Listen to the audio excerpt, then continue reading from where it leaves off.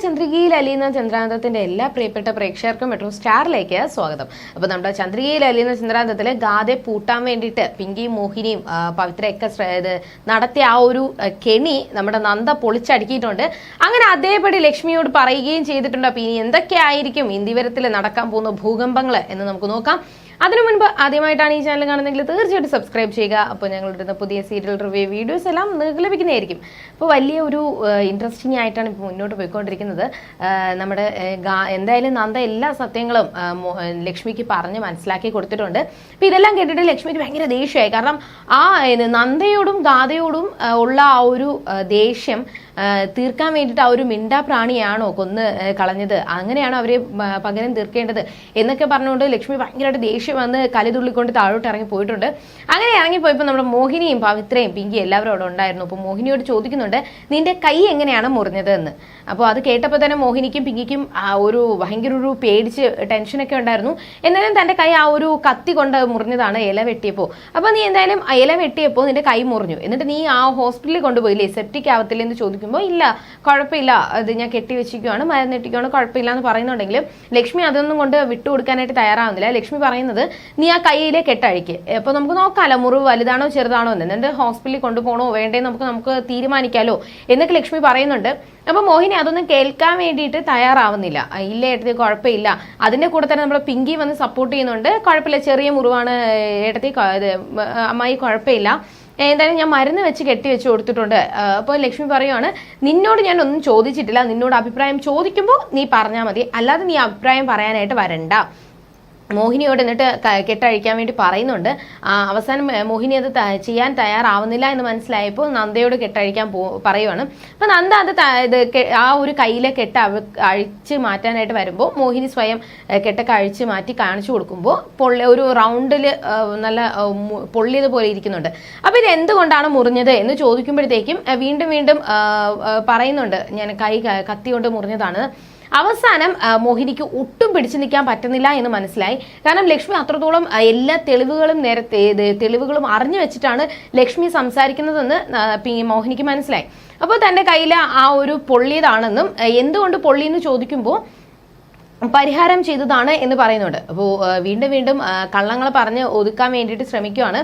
പക്ഷേ ലക്ഷ്മി പറയുന്നുണ്ട്, നീ ഇനി കള്ളങ്ങൾ പറഞ്ഞ് ഒതുക്കാൻ വേണ്ടി നീ ശ്രമിക്കേണ്ട, എല്ലാ സത്യങ്ങളും ഞാൻ അറിഞ്ഞിട്ടുണ്ട്, അതുകൊണ്ട് പറഞ്ഞു കഴിഞ്ഞാൽ നിനക്ക് നല്ലതാണ് എന്ന് അവിടെ ലക്ഷ്മി പറയുകയും അവസാനം മോഹിനി പറയുവാണ്, ഞാൻ കർപ്പൂരം വെച്ച് കത്തിച്ചതാണെന്നും അതുകൊണ്ട് മുറിഞ്ഞതാണ്, ഹനുമാൻ സ്വാമിയുടെ മുന്നിൽ പ്രായശ്ചിത്തം ചെയ്തതാണ്. അപ്പൊ എന്തിനു ചെയ്തു എന്ന് ചോദിക്കുമ്പോൾ മുയൽ കുഞ്ഞുങ്ങളെ കൊന്നത് ഞാനാണെന്നും അതുകൊണ്ട് പരിഹാരം ചെയ്തതാണ് എന്ന് ലക്ഷ്മി പറയുന്നുണ്ട്. അപ്പൊ ഇത് കേട്ടപ്പോൾ തന്നെ ലക്ഷ്മിക്ക് ഒരുപാട് സങ്കടമായി. കാരണം എന്നിട്ട് നന്ദയോടും ഗാഥയോടും ഉള്ള ആ ഒരു ചെറിയ തെറ്റിന് നിങ്ങൾ ആ ഒരു മിണ്ടാപ്രാണിയാണോ കൊന്നു കളഞ്ഞത് എന്നൊക്കെ പറഞ്ഞുകൊണ്ട് സംസാരിക്കുകയും, എന്നാൽ പിങ്കിയും പവിത്ര ഒരു അക്ഷരം കൊണ്ട് പോലും മിണ്ടാതെ നിൽക്കുവാണ്.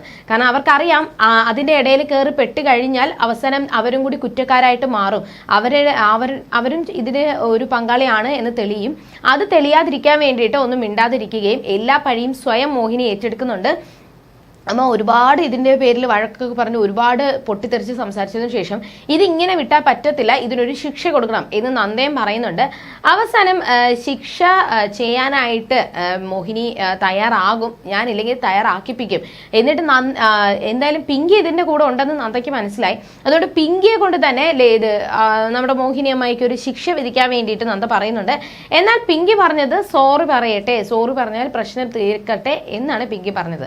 അപ്പോൾ ലക്ഷ്മി അതൊന്നും പറ്റത്തില്ല, സോറി പറഞ്ഞിട്ട് ഈ ഒരു പ്രശ്നം അവസാനിപ്പിക്കാനായിട്ട് ഞാൻ സമ്മതിക്കത്തില്ല, ഇതിൽ വലിയൊരു കടുത്ത ശിക്ഷ തന്നെ നിനക്ക് കിട്ടണം എന്ന് പറഞ്ഞതിന് ശേഷം പിങ്കി പറയുകയാണ്, ഒരു ദിവസം മുഴുവൻ നാളെ ഒരു ദിവസം മുഴുവൻ ഉള്ള ജോലിയെല്ലാം മോഹിനി അമ്മയെ തന്നെ ചെയ്യട്ടെ, ഇന്ദിവരത്തിൽ ആരും സഹായിക്കാനായിട്ട് കൂട്ടു നിൽക്കണ്ട എന്ന് പിങ്കി പറയുവാണ്.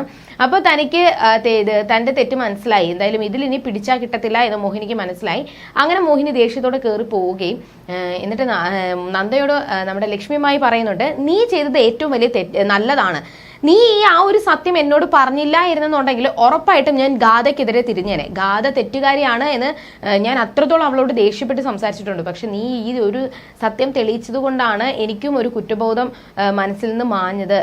എനിക്ക് ഒരുപാട് സന്തോഷമായി എന്നൊക്കെ നന്ദയെ പ്രോത്സാഹിപ്പിക്കുന്നുണ്ട്. എന്തായാലും നന്ദയെ ഒരുപാട് നന്ദി പറയുന്നുണ്ട്.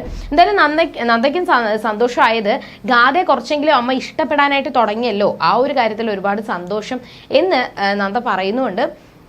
എന്നാൽ ഈ ഒരു പ്രശ്നം അതിരൂക്ഷമാണ് എന്ന് നമ്മുടെ മോഹിനിക്ക് മനസ്സിലായത് കൊണ്ട് തന്നെ ഒന്നും പറയാനായിട്ട് മോഹിനി നിൽക്കാതെ അവിടുന്ന് പെട്ടെന്ന് രക്ഷപ്പെടുകയാണ് ചെയ്തത്. ഈ ഒരു സത്യങ്ങളെല്ലാം അവിടെ നടന്ന സംഭവങ്ങളെല്ലാം മഹേശ്വരനോടും നമ്മുടെ ലക്ഷ്മി പറയുന്നുണ്ട്. അപ്പോൾ മഹേശ്വരനെ കേട്ടപ്പോൾ ഒരുപാട് ദേഷ്യം വന്നു. എന്നാൽ മഹേശ്വരൻ ചോദിച്ചത്, നീ എന്തുകൊണ്ട് മോഹിനിയോട് ഇങ്ങനെ ഇത്രയും ക്രൂരമായിട്ട് അല്ലെങ്കിൽ ഇത്രയും പൊട്ടിത്തെറിച്ച് സംസാരിച്ചത്? ഇതിനി ഇപ്പോൾ ഒരു കൂട്ടുകുടുംബമായിട്ട് ജീവിക്കുന്നതല്ലേ, ഈ ഒരു പ്രശ്നം മതി കൂട്ടുകുടുംബം എല്ലാം തകർന്നടിയാനായിട്ട് എന്ന് മഹേശ്വരൻ പറയുകയും, എന്തായാലും കുഴപ്പമില്ല, ഇനിയിപ്പം ജഗന്നാഥൻ എങ്ങാനും ഇതിന്റെ പേരിൽ ചോദിക്കാൻ വന്നാൽ ഞാൻ അതിനുള്ള മറുപടി കൊടുത്താളാം എന്ന് ലക്ഷ്മി പറയുന്നുണ്ട്. അതിന്റെ കൂടെ തന്നെ ലക്ഷ്മി ഒരു കാര്യം കൂടി പറയുവാണ്, ഗാഥയെ ഞാൻ എത്രത്തോളം ദ്രോഹിച്ചു, അതിന് നമുക്കൊരു സമ്മാനം വാങ്ങിച്ചു കൊടുക്കണം, എന്നിട്ട് അവളെ തൃപ്തിപ്പെടുത്തണം എന്നൊക്കെ പറയുകയും അതിനെ സപ്പോർട്ട് ചെയ്ത് മഹേശ്വരൻ നിൽക്കുന്നുണ്ട്. എന്തായാലും ഗാഥയ്ക്കുള്ള സമ്മാനം ഞാൻ തന്നെ വാങ്ങിച്ചു തരാം, കുഴപ്പമില്ലല്ലോ എന്നൊക്കെ പറഞ്ഞ് ആ ഒരു സന്തോഷം അങ്ങോട്ടും ഇങ്ങോട്ടും അവർ പരസ്പരം പ്രകടിപ്പിക്കുന്നുണ്ട്. എന്നാൽ ഈ ഒരു സമയത്ത് മോഹിനി അത്രത്തോളം സങ്കടപ്പെട്ടിരിക്കുകയും പിങ്കി സമാധാനിപ്പിക്കാൻ വേണ്ടിയും ശ്രമിക്കുന്നുണ്ട്.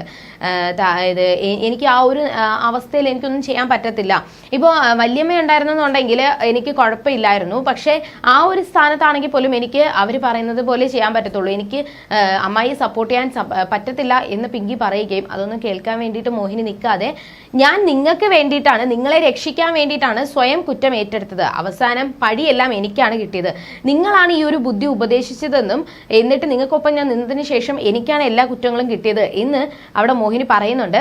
അങ്ങനെ ചെറിയൊരു തർക്കങ്ങളൊക്കെ നടക്കുകയും അവസാനം പിങ്കി സമാധാനിപ്പിച്ചിട്ട് പറയുവാണ്, ഞാൻ ഈ ഒരു കുടുംബത്തിലെ കാരണവത്തിയായിട്ട് ഇരിക്കുന്നിടത്തോളം കാലം അമ്മായി വിഷമിക്കേണ്ട ആവശ്യം വരത്തില്ല, അമ്മായി ഇനി ഇതേപോലെ കുറ്റക്കാരിയാക്കാനായിട്ട് ഞാൻ സമ്മതിക്കത്തില്ല എന്നൊരു ഉറപ്പും കൂടി മോഹിനിക്ക് നമ്മുടെ പിങ്കി കൊടുക്കുന്നുണ്ട്.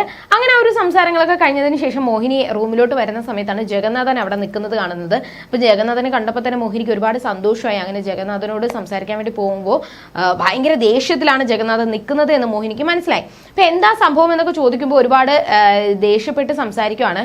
കാര്യം എന്താണെന്ന് വീണ്ടും വീണ്ടും തിരക്കുമ്പോഴാണ് ജഗന്നാഥൻ പറയുന്നത്, ഞാൻ ഓഡിറ്ററെ കണ്ടിട്ടുണ്ട് എന്നുള്ള ഒരു സത്യം ജഗന്നാഥൻ പറയുന്നത്. അവിടെ വെച്ചാണ് ഇന്ന് കവിത അവസാനിക്കുന്നത്.